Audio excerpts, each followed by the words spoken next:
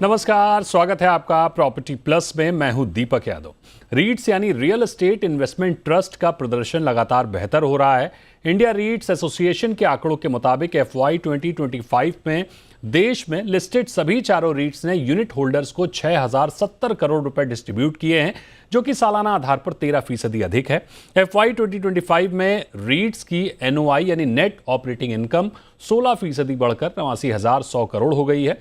Operation revenue में भी इजाफा हुआ है। सभी रीट्स का AUM यानी असेट अंडर मैनेजमेंट 1,63,000 करोड़ से अधिक है और कुल मार्केट कैप 98,000 करोड़ से अधिक है। यानी ये आंकड़े इस बात की गवाही दे रहे हैं कि देश में रीट्स पर निवेशकों का कॉन्फिडेंस बढ़ रहा है। लेकिन जिस तरह से देश में GCCs की ग्रोथ दिख रही है, ग्रेड ए ऑफिस स्पेस की मांग बढ़ रही है, क्या उस रफ्तार के साथ रीट्स के ग्रोथ मैच कर रही है? इंडस्ट्री एक्सपर्ट्स देश में रीट्स के प्रदर्शन से कितने खुश हैं? विकसित देशों के मुकाबले भारत में रीट्स की ग्रोथ की संभावनाएं कितनी बड़ी हैं? क्या चुनौतियां हैं? इन सब विषयों पर बात करेंगे। हमारे साथ खास मेहमान मौजूद हैं। हमारे साथ हैं miss Preeti Chheda, executive committee member of Indian REITs association and CFO of Mindspace REITs, और हमारे साथ हैं Vikas Wadhawan, chief operating officer REA cyber city. तो प्रीति जी, विकास जी, बहुत स्वागत है आपका जी बिजनेस पर। सबसे पहले प्रीति जी, आपके पास आते हैं। भारत में रीट्स का बाजार धीरे धीरे बढ़ रहा है। मौजूदा आंकड़ों को देखें तो आप इनसे कितनी संतुष्ट हैं? रीट्स जैसे आपने देखा होगा कि पिछले 6 साल 2019 में पहली रीट आई थी, तब से लेके आज तक रीट की प्रोग्रेस बहुत ही अच्छी हुई है। इनफैक्ट अगर आप इंडियन रीट्स की प्रोग्रेस ग्लोबल रीट्स के हिसाब से देखने जाएंगे तो फॉर एग्जांपल यूएस में 1960s में रीट्स आई थी, वहाँ भी उन्हें काफ़ी साल लगे थे इस लेवल पे आने के लिए। लेकिन जिस तरीके से इंडिया में रीट्स ने प्रोग्रेस की है, दैट्स हाईली कमेंडेबल।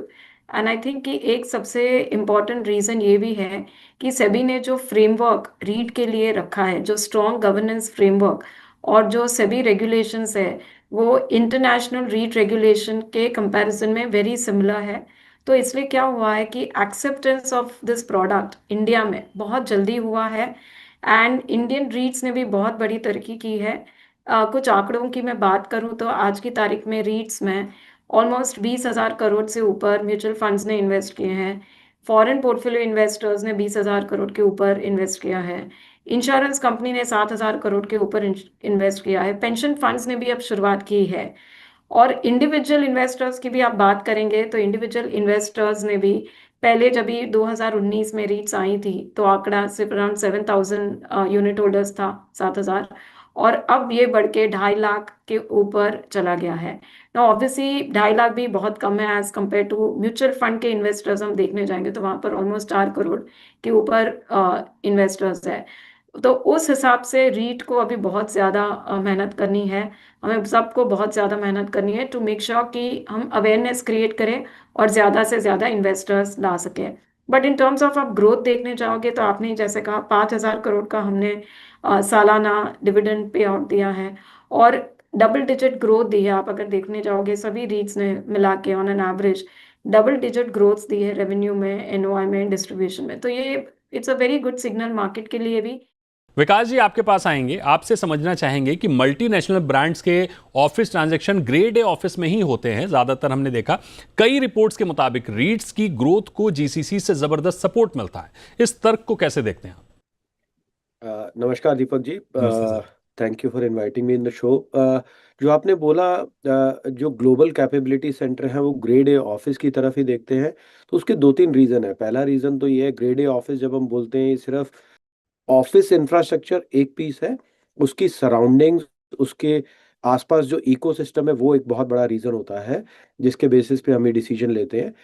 और इनके GCC generally grade A office और ऐसे इंफ्रास्ट्रक्चर की तरफ क्यों जाते हैं? क्योंकि ऐसी जगह पे टैलेंट अट्रैक्शन हमारे लिए बहुत आसान हो जाता है। बट ये टैलेंट अट्रैक्शन के पॉइंट ऑफ व्यू से भी एक बहुत बड़ा साधन रहता है, बिकॉज जब हम यंग जनरेशन, यंग टैलेंट को अट्रैक्ट करना चाहते हैं तो वो एक अच्छा वर्क स्पेस चाहते हैं जो ग्लोबल स्टैंडर्ड्स पे होता है। जब आपको कॉम्पिटिटिव एनवायरनमेंट देते हैं, ग्लोबल स्टैंडर्ड का वर्क स्पेस देते हैं, तो आप ग्लोबल लेवल का कॉम्पिटिटिव टैलेंट को अट्रैक्ट कर पाते हैं। तो इन सब रीजंस को मद्देनजर रखते हुए GCC जनरली एक अच्छा ऑफिस एनवायरनमेंट चाहते हैं, और वो एक बहुत बड़ा पुश है कमर्शियल रियल एस्टेट के लिए इंडिया में। अगले एटलीस्ट 5 से 7 साल के लिए।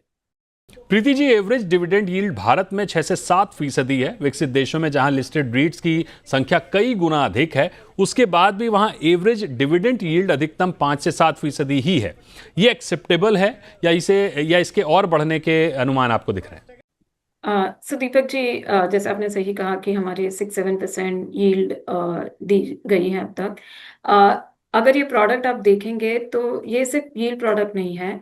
इंडिया में, बिकॉज इंडिया इमर्जिंग मार्केट है, ग्रोथ मार्केट है, तो यील्ड के साथ साथ ग्रोथ भी इस प्रोडक्ट में शामिल है। तो ओवरऑल आप देखेंगे तो एक यील्ड तो है 6-7%, बट जो रेंटल ग्रोथ होती है वो ओवर अ लॉन्ग टर्म हमने देखा है कि anyway between 6 to 8% rental growth भी हुई है। तो आप जब दोनों को जोड़ेंगे तो अबाउट 6-7% यील्ड, 6-7% ग्रोथ, तो अराउंड 12 to 14% जितनी टोटल रिटर्न हो सकती है लॉन्ग टर्म इन्वेस्टमेंट में। नाउ आप ये अगर डेवलप नेशन से कंपेयर करोगे, लाइक से यूएस है, जापान है ना, वहां पर क्या है, because these are matured economies, तो वहां पर ग्रोथ इज मिनिमल। तो उनका जो भी रिटर्न आता है ज्यादातर यील्ड से ही आता है।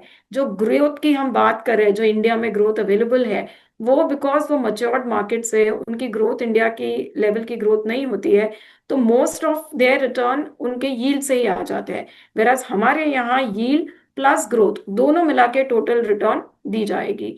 तो अगर आप देखेंगे कि 5 ईयर का ट्रैक रिकॉर्ड भी, तो अराउंड उसी लेवल की रिटर्न्स, किसी की ज्यादा है किसी की कम है, बट ऑन एन एवरेज सभी रीट की उस बॉल पार्क रेंज में रिटर्न्स मिली है अब तक। विकास जी, आंकड़ों के मुताबिक देश में 2024 के अंत तक करीब 1700 GCC सक्रिय थे। अनुमान है कि साल के अंत तक यानी 2025 के अंत तक ये आंकड़ा 1900 होगा। आपका नजरिया क्या कहता है? तो दीपक जी, जैसे कि मैंने पहले भी बोला, अगले 5 से 7 साल काफ़ी पॉजिटिव मोमेंटम है और उसके कुछ कुछ रीजंस हैं। पहला तो अगर हम ऑल ओवर द वर्ल्ड देखें तो इंडिया उभर के आ रहा है जीसीसी कैपिटल की तरह। उसके 2-3 रीज़न है। हमारा growing infrastructure, not only physical infrastructure but also digital infrastructure. तो आपका डिजिटल इंफ्रास्ट्रक्चर भी जो है पिछले 10 सालों में काफ़ी अच्छे से ग्रो किया है, जो फॉरेन कंपनीज को कॉन्फिडेंस देता है कि वो इस कंट्री में अपना एक अच्छा बेस सेटअप कर सकते हैं। दूसरा, हमारा टैलेंट मार्केट बहुत वाइब्रेंट है। ना कि हमारा टैलेंट अच्छा है, वो इंग्लिश स्पीकिंग है, बहुत एस्पिरेशनल टैलेंट है, यंग टैलेंट है, जो एक अच्छा प्लेटफॉर्म प्रोवाइड करता है किसी भी एक बड़ी कंपनी के लिए अपना बेस सेटअप करने के लिए, सो दैट जो जैसे जैसे उनका कंपनी ग्रो होगा वैसे वैसे वो यहाँ पर अपने टैलेंट को ग्रो कर सकते हैं और अपनी ग्रोथ एस्पिरेशन को फुलफिल कर सकते हैं।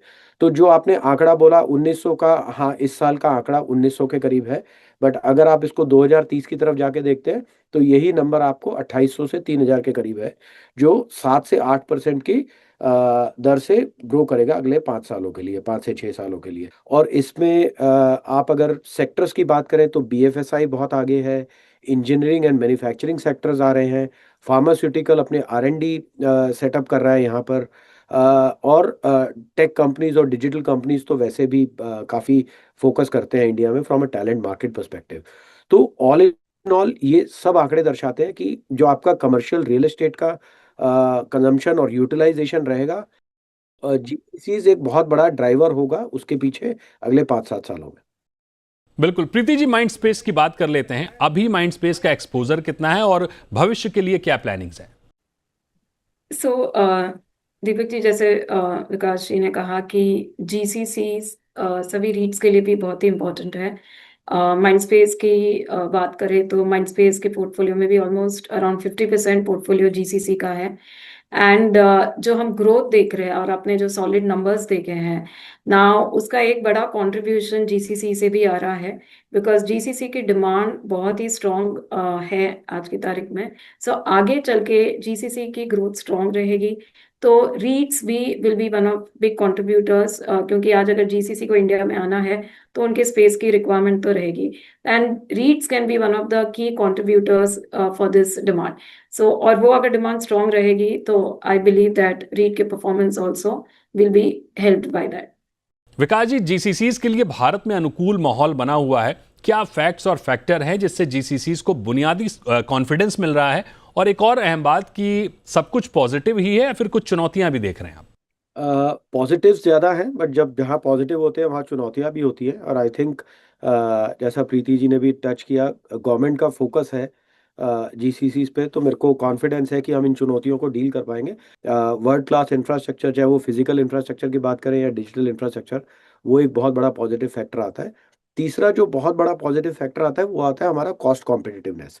ये एक फैक्टर है जो अभी भी अगर हम देखें वेस्टर्न वर्ल्ड से कंपेयर करें या बहुत सारी ग्लोबल मार्केट से कंपेयर करें, तो ना कि सिर्फ टैलेंट के पर्सपेक्टिव से बट ऑल्सो चाहे ऑफिस स्पेस की भी बात करें, तो हमारा जो रेंटल कॉस्ट है कंपैरेटिवली बहुत सारी ग्लोबल मार्केट से बहुत कम है। हम डेटा की कॉस्ट की बात करें तो वो भी बहुत कम है कंपैरेटिवली। तो ये सब कॉस्ट रीजंस प्ले करते हैं। Coming to your second question की चैलेंजेस क्या है या क्या रिस्क आ सकता है, आई थिंक कॉस्ट कॉम्पिटिटिवनेस पे हमें कॉन्टिन्यूस फोकस रखना पड़ेगा सो दैट ये हमारे लिए एडवांटेज बना रहे और डिसएडवांटेज में ना कन्वर्ट हो जाए। दूसरा, रेगुलेटरी एनवायरनमेंट को हमें बहुत क्लोजली मॉनिटर करना पड़ेगा। हालांकि हमने इस पे काफ़ी प्रोग्रेस किया है पिछले 5-7 सालों में, जहाँ पर ईज ऑफ डूइंग बिजनेस पे काफ़ी फोकस किया गवर्नमेंट ने, बट मेरे को लगता है इस पे अभी काफ़ी और फोकस करने की ज़रूरत है, और स्पेशली जीसीसीज को मद्देनज़र रखते हुए उनके लिए फ्रेमवर्क्स डिफाइन करने की ज़रूरत है। तीसरा फैक्टर, टैलेंट पूल आज की डेट में हमारे लिए एडवांटेज है, सो दैट जो नीड है हमें ग्लोबल कॉम्पिटिटिव टैलेंट प्रोड्यूस करने की, हम उसको फुलफिल कर पाए इस एडवांटेज को टैप करने के लिए। ये 2-3 एरियाज पे हमें फोकस बना के रखना पड़ेगा। एक अंतिम सवाल लेंगे आपसे प्रीति जी। अमेरिका में 200 प्लस रीट्स लिस्टेड हैं, सिंगापुर में 40 प्लस, जापान में 60 प्लस और यूके में 50 प्लस रीट लिस्ट हैं। भारत में ये संख्या महज 4 है, यानी संभावनाएं काफी अपार हैं। लेकिन रीट्स को लेकर जागरूकता की कमी है। पोर्टफोलियो में रीट्स वैसी जगह नहीं बना पाता जैसे म्यूचुअल फंड, गोल्ड बॉन्ड समेत दूसरे ऑप्शंस पर निवेशक बुलिश रहते हैं। रिटेल निवेशकों में बिल्कुल रीट की जो अवेयरनेस है बहुत ज्यादा नहीं है, तो इसको कैसे देखती है? बहुत सही क्वेश्चन पूछा आपने दीपक जी। इनफैक्ट जो इंडियन रीट एसोसिएशन की आज की तारीख में सबसे बड़ी प्रायोरिटी जो है वो है इन्वेस्टर एजुकेशन एंड अवेयरनेस। और इस चीज में आप अगर देखने जाएंगे इवन इन द लास्ट 1 साल में, तो हमने बहुत सारी चीजें की है। एक तो हमने हर एक सिटी में जाके रोड शोज किए हैं, जहां हमने HNI है, ब्रोकर्स है, पोर्टफोलियो मैनेजर्स है, इन्वेस्टमेंट एडवाइजर्स है, उन सभी के साथ हमने मीटिंग्स की है, उन्हें ये प्रोडक्ट क्या है समझाया है। हमने एजुकेशन इंस्टीट्यूट्स जैसे IIMs है, ISBs है या और कोई भी स्कूल्स है, हम उनके साथ भी प्रोग्राम्स करते हैं कि उनके स्टूडेंट्स को पता चले। हम इंस्टीट्यूट ऑफ चार्टर्ड अकाउंटेंट्स है, उनके साथ हमने काफ़ी सारे प्रोग्राम्स किए हैं। हम जो स्टॉक एक्सचेंजेस है या वेल्थ मैनेजर्स हैं, तो ये सभी चीज़ें हमने लास्ट 1.5 ईयर्स में की है और आगे चल के इसे ज़्यादा ही करेंगे। और हमारे लिए भी ये बहुत इम्पोर्टेंट है कि आज की तारीख में जैसे लोग म्यूचुअल फंड को समझ पाते हैं, इक्विटी को समझ पाते हैं, वैसे ही रीट को समझे। एज सच देखने जाएंगे तो प्रोडक्ट बहुत ही सिंपल है, जस्ट दैट वो अवेयरनेस नहीं हुई है। तो this is a constant Endeavour हमारे साइड से कि हम ज्यादा से ज्यादा लोगों को ये जानकारी दें। और आप देखेंगे भी आगे चल के कि बहुत सारे माध्यमों से हमें अवेयरनेस प्रोग्राम्स करेंगे। बिल्कुल, यानी जीसीसीज की ग्रोथ रीट्स के लिए ग्रोथ के रास्ते खोल रही है। यील्ड भले ही 6 से 7% है, लेकिन रेंटल ग्रोथ भी है जो कि इसके प्रदर्शन के अनुमान को और बेहतर कर रही है। अगले 5 साल जीसीसीज के लिए पॉजिटिव दिख रहे हैं। 2030 तक 2800 जीसीसी सक्रिय हो सकते हैं। जैसा कि विकास जी ने कहा, 10 से 20 लाख लोगों को जीसीसी से रोजगार मिलेगा। जाहिर है इसका बड़ा फायदा रीट्स को भी मिलेगा। चुनौतियां भी हैं, टैलेंट पूल को ग्रोथ के साथ बढ़ना होगा, कॉस्ट इफेक्टिव बनाए रखने की जरूरत है, बिजनेस का माहौल जो इंडिया में बना है उसे और बेहतर करने की जरूरत है। हाँ, अवेयरनेस की कमी है लोअर लेवल पर, जिसे और बेहतर करने की जरूरत है। बहुत शुक्रिया करेंगे आपका प्रीति जी और विकास जी हमारे साथ जुड़ने के लिए। यहां रुकेंगे एक ब्रेक के लिए। ब्रेक के बाद होगी बात नए रजिस्ट्रेशन बिल 2025 की और रियल एस्टेट विज्ञापनों में हवा में उड़ते रेरा के नियमों की।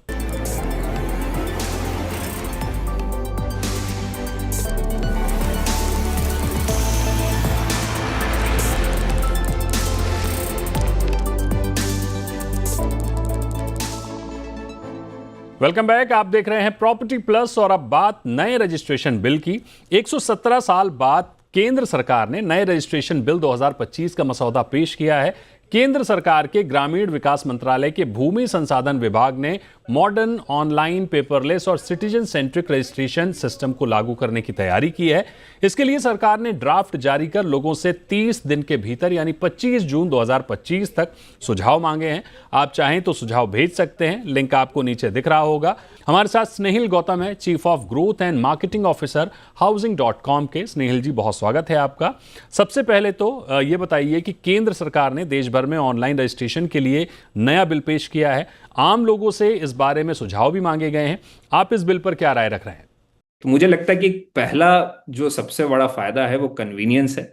दूसरा, इससे मुझे लगता है ट्रस्ट और ट्रांसपेरेंसी सिस्टम में और आएगी। तीसरी जो बहुत बहुत ही महत्वपूर्ण चीजें हैं वो ये कि गवर्नमेंट स्ट्रक्चर की भी बात करता है। ये नए अथॉरिटीज की बात करता है, नए हायरार्की की बात करता है, ये बात करता है इंस्पेक्टर जनरल ऑफ रजिस्ट्रेशन की पोस्ट की, ये बात करता है एडिशनल असिस्टेंट आईजीआरस की बात की, और उनको अकाउंटेबल भी बनाता है और उनको राइट टू रिफ्यूजल देता है, और साथ ही साथ यूजर को राइट टू काउंटर भी देता है। तो मेरे हिसाब से अगर आप देखें ब्रॉड तरीके से तो इस इनिशिएटिव को इस इनिशिएटिव से चीजों को ट्रांसपेरेंट बनेगी, चीजें कन्वीनियंट बनेंगी यूजर्स के लिए, फ्रॉड और लिटिगेशन प्रिवेंट करने में बहुत ही फायदा देगा, और एक तरीके से अकाउंटेबल अथॉरिटी भी बनाने की भी बात करता है। स्नेहिल जी, हर राज्य की अलग व्यवस्था है, भौगोलिक स्थिति है, कानून और भूमि से जुड़ी जरूरतें और प्राथमिकताएं हैं। ऐसे में पूरे देश के लिए एक रजिस्ट्रेशन को लेकर व्यवस्था कितनी कारगर होगी? जमीनी स्तर पर इसे लागू करना कितनी बड़ी चुनौती होगी? इसमें आप ये समझना जरा जरूरी है कि लैंड प्राइमरली स्टेट सब्जेक्ट है। सो आपको दोनों एग्जांपल्स मैं आपको दूंगा कि एक तरफ आप रेरा का एग्जांपल लीजिए और एक तरफ टेनेंसी लॉ का एग्जांपल लीजिए। रेरा में आपने देखा कि हर स्टेट ने वक्त लिया लेकिन अपने हिसाब से उसको इम्प्लीमेंट किया है, और आज पूरे कंट्री में रेरा इम्प्लीमेंटेड है और काफी कारगर साबित हो रही है। दूसरी तरफ टेनेंसी लॉ है जो बहुत ही कम स्टेट्स ने उसको आपने देखा होगा कि एक्सेप्ट किया और इम्प्लीमेंट किया। तो रेरा मेरा मेरा मेरा क्यों सक्सेसफुल रहा, उसका एक ही रीजन है कि उसका समय आ गया था। मुझे अब लगता है कि इस लॉ का भी वक्त आ गया है, और ये स्टेट अपने हिसाब से इसको करेगी और ये बहुत ही पावरफुल सिस्टम बनेगा। टीथिंग इश्यूज आएंगे जैसे रेरा में भी आए थे, और इसको फेज वाइज इम्प्लीमेंटेशन करना होगा। स्टेट इस पे अपना समय लेगी और फिर स्टेट्स को रेडी होना पड़ेगा। फिलहाल देश में प्रॉपर्टी का डाटा, जियो टैगिंग दस्तावेज पूरी तरह से ऑनलाइन नहीं है, काम अभी चल ही रहा है। ऐसे में ऑनलाइन रजिस्ट्रेशन में सटीकता कैसे सुनिश्चित होगी? देखिए दीपक जी, गवर्नमेंट के हिसाब से अगर आप देखें तो 95% लैंड रिकॉर्ड आज डिजिटाइज हो रखी है और आज भी चलती रहेगी, और ये मेरे हिसाब से ऐसी चीज है जो कि चलता रहेगा, ये सिलसिला डिजिटाइजेशन का। हम इसको टेक्नोलॉजी के हेल्प से, मैं जैसे देखता हूँ, ये चीजें और एक्यूरेट होंगी। आज भी रजिस्ट्रेशन हो रहा है जिसमें कि मैनुअल इंटरवेंशन है। टेक्नोलॉजी से चीजें बेहतर होंगी। मैनुअल एरर होने का मुझे लगता है कि स्कोप हटेगा, और टेक्नोलॉजी साथ साथ में इवॉल्व भी होगी। तो हो सकता है कि शुरू में टीथिंग इशू आए, लेकिन अगर आप लॉन्ग टर्म देखें 5 से 10 साल, तो टेक्नोलॉजी आपको ऐसा सिस्टम बना के देगी कि इसमें होने का आज के दौर से काफी काफी कम होने की प्रोबेबिलिटी रहेगी मेरे हिसाब से। स्नेहिल जी, प्रॉप्टिक के नजरिए से आप इस बिल को कैसे देखते हैं? आपकी जैसी कंपनियों के लिए कितना फायदेमंद ये होगा? क्या ये bill online real estate transaction में भरोसे को बढ़ाएगा और प्रॉपर्टी लिस्टिंग को ज्यादा पारदर्शी और वेरीफाई करना आसान बनाएगा?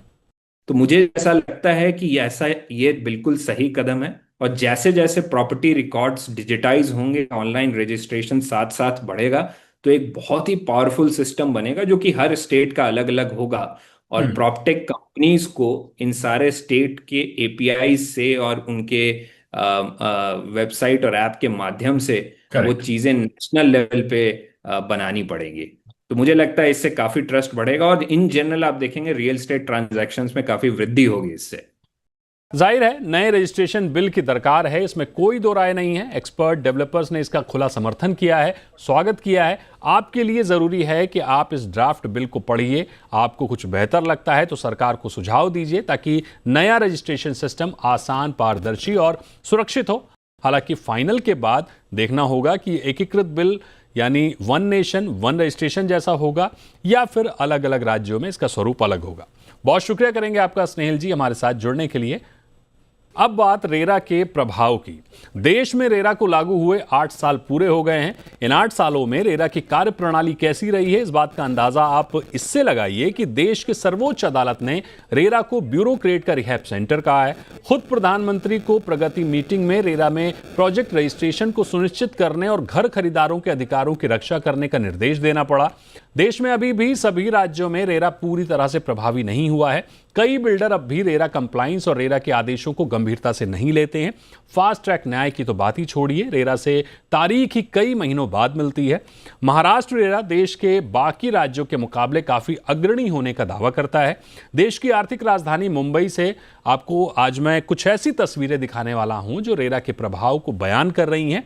ये देखिए, यह है मुंबई लोकल, मुंबई की लाइफलाइन, जिसमें कामकाजी दिनों में रोजाना करीब 80 लाख लोग यात्रा करते हैं। करीब 2813 सर्विसेज रोज इन लोकल ट्रेनों की होती हैं। इन ट्रेनों में आपको तमाम तरह के विज्ञापन दिखेंगे और उन्हीं के बीच में आपके घर के सपनों को पूरा करने वाले ये विज्ञापन आपको खूब दिखेंगे। अन्य विज्ञापनों का तो पता नहीं, लेकिन रियल एस्टेट ने अपने विज्ञापनों में रेरा के बुनियादी नियमों को हवा में खुलेआम उड़ा रखा है। इन विज्ञापनों में कहीं आपको ना तो रेरा का रजिस्ट्रेशन नंबर मिलेगा और क्यूआर कोड को तो छोड़ ही दीजिए। इन विज्ञापनों में बस लुभावने ऑफर्स हैं और कुछ नहीं। अंदाजा लगाइए कि मुंबई लोकल में यात्रा करने वाले 80 लाख लोगों में अगर 0.1% भी, यानी अगर इनके चंगुल में फंसते हैं ये लोग, तो उनकी संख्या होती है 8000। अब बड़ा सवाल यह है कि रेरा तो अपने स्तर से काम कर भी रहा होगा, लेकिन क्या रेलवे को इस ओर नहीं देखना चाहिए कि बिना रेरा नंबर के वो इन विज्ञापनों को क्यों बढ़ावा दे रहे हैं? क्या इन विज्ञापनों के झांसे में आने से अगर किसी की रकम फंसती है तो इसके लिए रेलवे जिम्मेदारी लेगा, या फिर रेलवे को सिर्फ विज्ञापन से होने वाली कमाई से मतलब है? ये कुछ तस्वीरें हैं, ऐसी अनगिनत तस्वीरें आपको स्टेशनों पर, रेलवे बोगियों के अंदर, शहर के अलग अलग जगहों पर देखने को मिल जाएंगी, जहां धड़ल्ले से रेरा के नियमों को ताक पर रखकर इस तरह के रियल एस्टेट विज्ञापन रेरा को, सरकार को, घर खरीदार को, पूरी की पूरी व्यवस्था को मुंह चिढ़ा रहे हैं। ऐसे में अगर सुप्रीम कोर्ट को, खुद प्रधानमंत्री को प्रगति की बजाय कार्यप्रणाली पर प्रश्न उठाने पड़ रहे हैं, तो इसमें कोई आश्चर्य नहीं होना चाहिए। घूम फिरकर हर बार की तरह आप अगर कहीं घर खरीदने जा रहे हैं, कहीं निवेश करने जा रहे हैं, तो पैसा आपका है, जिम्मेदारी भी आपकी है। तो आज के शो में फिलहाल इतना ही। आपके कोई सुझाव हो तो आप हमें जरूर बताइए। रुकेंगे एक ब्रेक के लिए, आप बने रहिए जी बिजनेस के साथ।